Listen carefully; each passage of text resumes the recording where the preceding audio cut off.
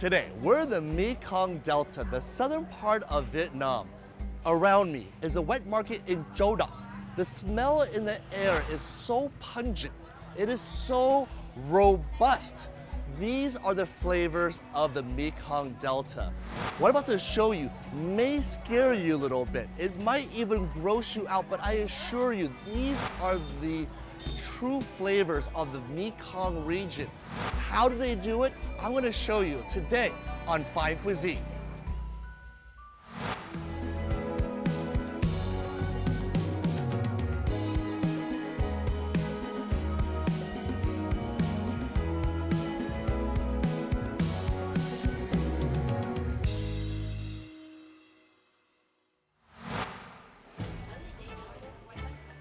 The unique smell I want to introduce immediately is the smell of fermented fish, or mắm.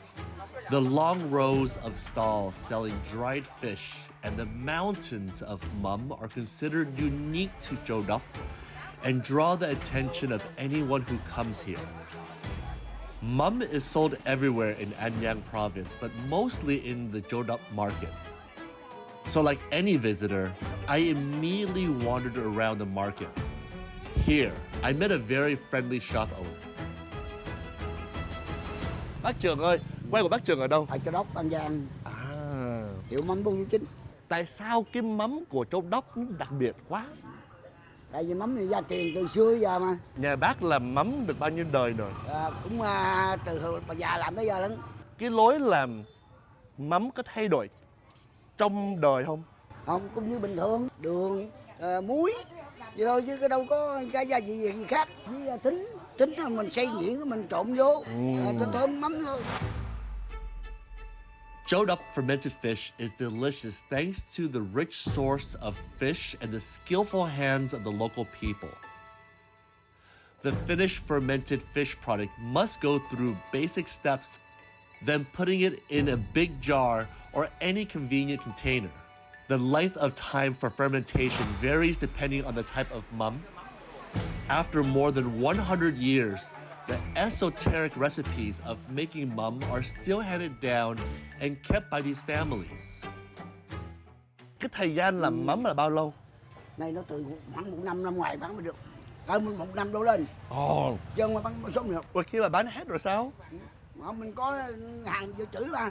Lúc nào mình cũng có để sẵn ở nhà dự trữ đơn á. Một năm bác Trường bán được bao nhiêu ký mắm? Cả 100 tấn nữa nè. Wow. Tại vì chú là cái thành phần là đi về Mỹ cũng là hết 50 tấn rồi. Mà cái giá của nó có khác nhau không? Khác chứ. Con tôm nhỏ thì giá nó rẻ, tôm lớn thì mắc chút. Thì đó là có chênh lệch khoảng chừng vài chục vậy thôi.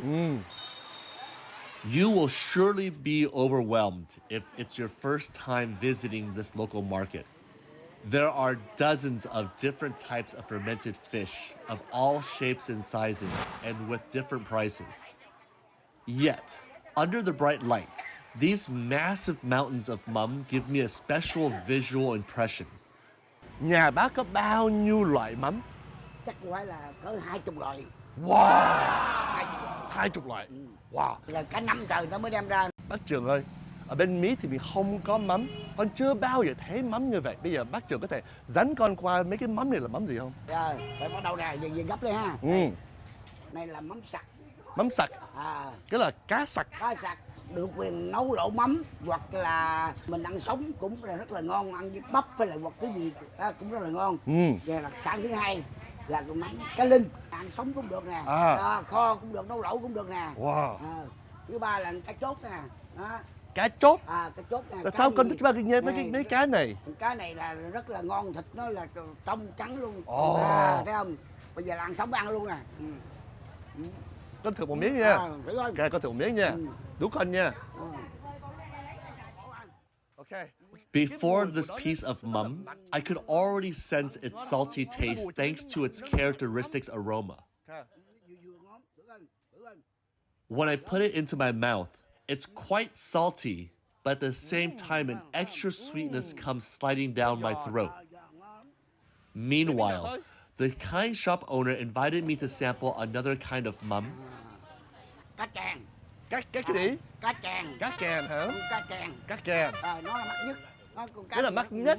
Là sao nó mắc? Tại vì nó cá hàng này đặc sản nó ít có lắm, hiếm. Con cá đồng cá sông mà. Nó nhỏ nó rất là ngon, nó mắc tiền hơn nhất cả lô mắm. Mấy cái mắm này nó có mùa không? Hay là nguyên năm nó có? Không, nó có mùa chứ. Có mùa mới có, cái này là mùa nước đổ nó có. Mùa nước mới có. In Châu Đốc, fish for making mắm is available all year round, but it's especially abundant and delicious in the flood season. It is the most exciting and best fishing season for making mắm. Thanks to its location, which is upstream of the Hậu River and being favored by so many rivers and canals, Châu Đốc has a rich source of fish to produce mắm. Cua nè, bằng khía nè, thấy không? Bằng khía? Bằng khía nè. Đó, thấy rất là ngon đó. Cái này là cua hả? Cua đó. Đó, không, đó. Thử coi. Thấy không? Nó không có tanh như là con nghĩ. Đâu được. Người ta đã làm mắm rồi, dễ gì mà có tanh nữa. Rất là ngon luôn. Thanks to Mr. Jung's enthusiasm, I tried several kinds of mắm until my tongue went numb, and I could not distinguish one from another. Con mê rồi. Con mê mắm rồi. You know, at first, I was really scared at the sights of this market. The colors, the smells, things that in the West you'll never see. If you look at this bucket here, it's basically a bucket of rotting fish. But when you eat it, the taste truly comes out, the textures, the flavors. It's sweet, it's savory, it's well balanced. It's truly the flavors of the Mekong Delta. Listening to Mr. Jung's explanation for a while, I really can't remember how many types of mắm there are. But there is an easy way to distinguish each type of mắm because it's named after the fish used. Cá lóc cúc, lóc khúc. Cá phi lê nè. Cá phi lê. Cá khía nè. Cá khía. Mắm sặc nè. Mắm sặc. Mắm linh nè. Mắm linh. Mắm chốt nè. Mắm chốt. Mắm chèn nè. Mắm chèn. Mắm tôm nè. Mắm tôm. Mắm tép nè. Mắm tép. Đu đủ chốt. Đu đủ chốt. Mắm linh không trao nè. Mắm linh không trao nha. Mắm sặc không trao nè. Mắm sặc không trao luôn. Là ba khía nè, nguyên con nè. Đây là ba khía lớn. Ba khía lớn. Ba khía lớn. Ba khía. Ba khía sữa. Sữa. Ba khía lớn. And finally, Mr. Jung gave me a small challenge. Guess the mắm. Bác đoán là con sẽ được bao nhiêu điểm? Một cái đúng không? 10 cái đúng không? Bác không tin con. But it's okay. Because here at Fine Cuisine, we're all about learning. We're all about experiencing. Đúng không? Đúng. That's right. Let's play a game. A game I'm calling Guess the Mum. Now my back is to the stand and I can't see anything. Mr. Jung is gonna feed me some mum and I'm gonna take my best guess on which mum it is. Bác Jung, here we go. Okay.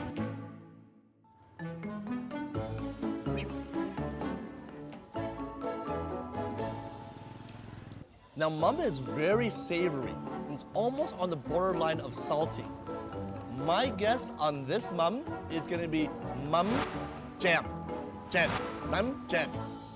Oh. Okay, that's one loss for me, but the next one, I'm for sure to get it.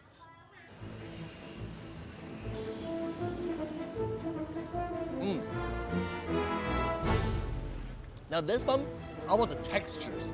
It's all about the crunch. Cái mắm này là mắm đu đủ cá lóc. Đu đủ cá lóc. Yes! Yes! 1 for 1. All right. Huh. The other two mums were very fish-like. This one had an exterior shell, almost like an exoskeleton. Could it be a little crab? Cái này là mắm khé. Bà khía. Cái này là mắm bà khía. Yes! 2 for 1. 2 wins and 1 losses. Well, there you have it, ladies and gentlemen. I guessed the mum correctly. It's so mặn. The women here are extremely welcoming, inviting you to taste the wonderful local specialties. Wait. With all the knowledge I gained so far, I am ready to advise any visitor about Mắm Châu Đốc. What's a bestseller and what's the price?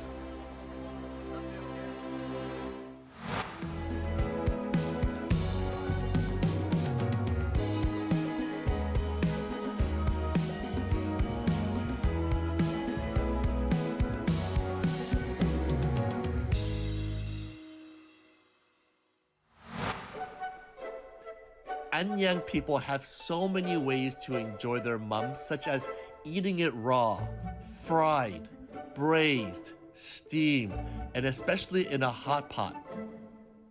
Today, Mr. Chun Tai Don, a chef from An Giang, will take us to enjoy the mắm hot pot at one of the oldest restaurants here. Hôm nay tôi giới thiệu cơ viên Bùi là một món là lẩu mắm đặc sản của An Giang của mình, thấy không? Nói về cái lẩu mắm của Châu Đốc An Giang á thì đặc trưng là cái nguồn nguyên liệu đầu vào cái tháng 10 và tháng 11 âm lịch á, là cái nguồn cá từ ở trong đồng nó đã ăn no rồi, nó đã đủ cái độ lớn để nó vượt về cái đầu nguồn. Nó phải vượt cái đoạn đường đi 100-200 cây số. Wow. Thành ra con cá lúc đó nó đủ cái độ mập, đủ cái sức lực để đi thì mình làm mắm cái thời điểm đó mới ngon. Khi mà làm mắm cá linh xong á thì người ta phải để càng lâu thì con mắm nó càng ngon, nó sẽ đậm đà. Thành ra thường là để trên 1 năm người ta mới lấy nguyên liệu cá linh đó kết hợp với 1-2 loại cá để người ta làm cái nước cốt lẩu mắm. Cái lẩu mắm của Châu Đốc á, là như con người An Giang hiếu khách. Thành ra là khi nấu cái lẩu mắm á, thì mình có thể để cá, thịt ba gọi, tôm, mực hoặc là lương, nhiều loại mình có thể để vô lẩu mắm để ăn đều thưởng thức được cái hương vị lẩu mắm của nó. Phup's family has been making this famous hot pot for 4 generations. The family's mắm hot pot recipe has not changed over the years, particularly the fermented lin fish and the sac fish of the family make. The most complicated step is creating a delicious mắm hot pot is making the broth, which involves many complicated stages. In particular, the cook must use the right recipe. Hence, the fermented fish is not too salty and does not overwhelm the other flavors. To reduce the fishy smell, the cook uses a lot of lemongrass. At the same time, several other vegetables and fruits are added to the broth to increase its sweetness. Lẩu mắm đặc trưng của người An Giang á, là phải dùng rau. Mà rau ở An Giang á, thì rất phong phú dồi dào.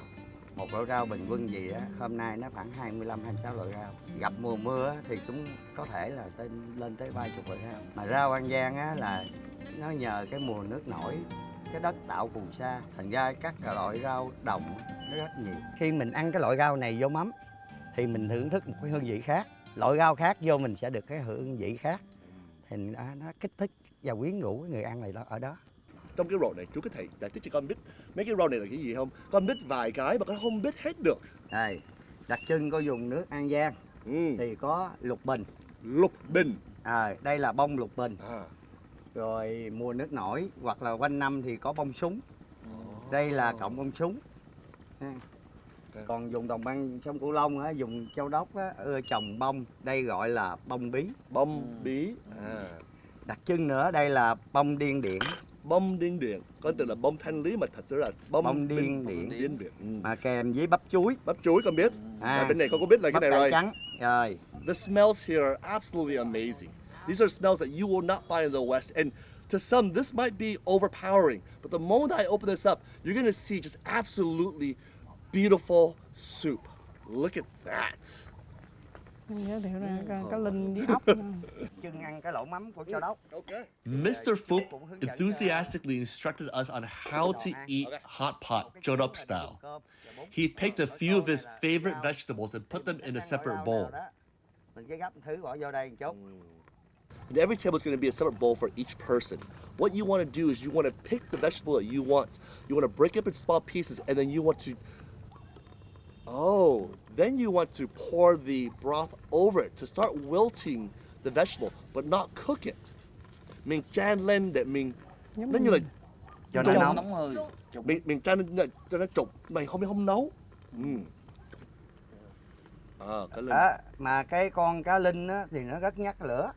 Khi mình trụng vô thấy con mắt nó nổ trắng lên là cá linh chín. Là xong. Cái cá linh này là chỉ trong cái vùng này thôi hả? Hay là nguyên Việt Nam? Nó có nguyên cái đồng bằng sông Cửu Long lận. Nhưng mà mùa cao điểm cá linh non á là mùa tháng 5, tháng 6 âm lịch. Còn con cá linh để làm mắm á là vô tháng 10, tháng 11 âm lịch. I've had this dish plenty of times in Saigon, but I've never had the original dish before. This is the region that this dish has been made. The cá linh is like a little sardine that I've never seen before. Khi bạn ăn vào, nó tan hết. Tan mà ngọt. The moment you eat the cá linh, the flavors just burst Dưới in your này mouth. là cá bông lao ha. Đây. Cá bông lau. Đó, cá bông lao. Anh. In this hot pot, there's catfish, there's eel, there is octopus, there is so many treasures. When visiting Châu Đốc, besides mắm hot pot, you must try bún mắm or fermented fish vermicelli. This is the advice of Chef Don, who has more than 30 years of experience working at the Victoria Nui Sum Hotel restaurant. Anh Kevin này nè, tôi nghĩ là ảnh cũng vẫn thích, tại vì khi mà anh lọt về An Giang, ảnh sẽ muốn biết là cái đặc sản của An Giang, mà đặc biệt là Châu Đốc. Cho nên hôm nay muốn giới thiệu là hai món. Món thứ nhất là bún mắm, một món bún thì giống như mình điểm tâm. Bún mắm đây là cái hương vị đó, nó vừa cho người Việt và người Tây.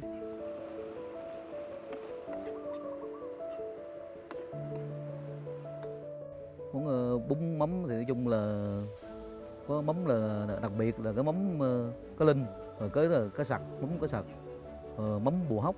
Mắm bùa hóc và tự nhiên là nó có cái đặc trưng của nó riêng, là của người Khmer nó làm, nó phối hợp với là cái miền Tây của mình nè, phối hợp nó tạo lên cái hương vị đó, thành cho cái bún mắm nó có cái mùi nó đặc trưng hơn.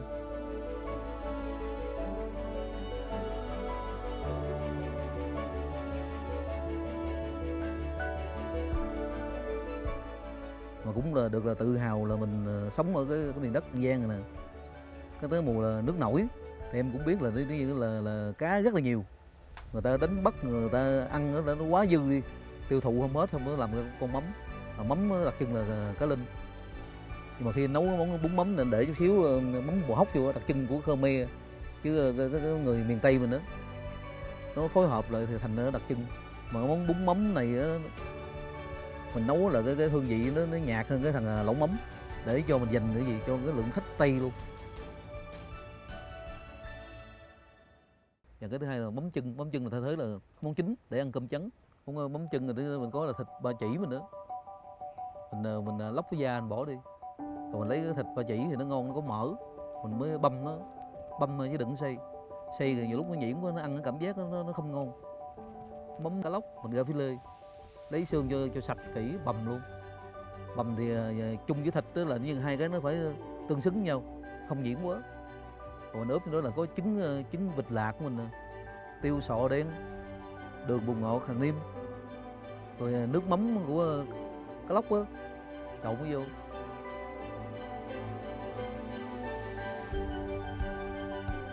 Là hành, tỏi, mình băm vô đó mình ướp cho nó thơm, gốc hành, rồi mình hấp. Cái món đó cũng như là cái món chính rồi đó. Mình ăn với cơm trắng với rau đồng nội của miền Tây mình, các loại như bông súng nè, đậu gồng nè, chuối chát, rau sống các loại, khóm, cà tím. Nói chung là cái người miền Tây đó, người ta thường không có mặc định là cái rau gì chứ, chỉ rau ngoài vườn có gì dùng được người ta dùng.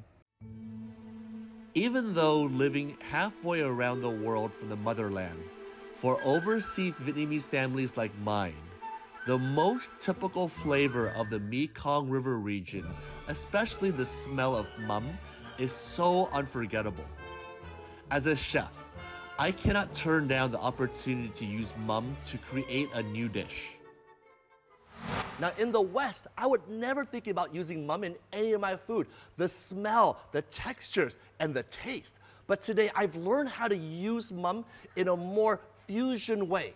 We're gonna go into a challenge, me and Chef Yan, to see who can make the best dish. Are you ready? Yes. All right, let's go. All right, I'm gonna make a shrimp ceviche with using this beautiful papaya and fish mắm. And Don, anh sẽ làm món gì? Ổi sầu đâu khô cái sặc bổi. Sounds good to me. Okay, 15 minutes, you ready? Yes. Okay, let's go. Ceviche is a dish originating from Latin American countries, especially the area bordering the Pacific coast. Ceviche is mixed from fresh seafood, shrimp, squid, octopus, fish, and with spices, chili, salt, coriander, chopped onion, and amount of lemon juice. Although the chef doesn't use any heat, the seafood still gets cooked thanks to lemon juice and a spice mixture. I use mắm Thai to create a new, strange yet familiar dish. Neem leaf salad is a familiar rustic dish of people in many provinces in the southwestern region. It is made with two main ingredients, neem leaves and dried fish. Today, this dish has gone far and made it onto the menus of luxury restaurants and has become a favorite amongst diners. The bitter taste of the neem leaves and the sweet and sour taste of tamarind sauce combined with the fragrant aroma of dried fish create a simple but irresistible dish. To be sitting here in the Mekong Delta, amongst a mountain and a vast valley, to be eating the food of our motherland. The food really talks about the region here. We have a beautiful salted dish salad. I made a shrimp ceviche. We also have some more regional dishes like mắm chung and also bún mắm. Baby, I'm ăn nha. Yes, you try my food, I try your food.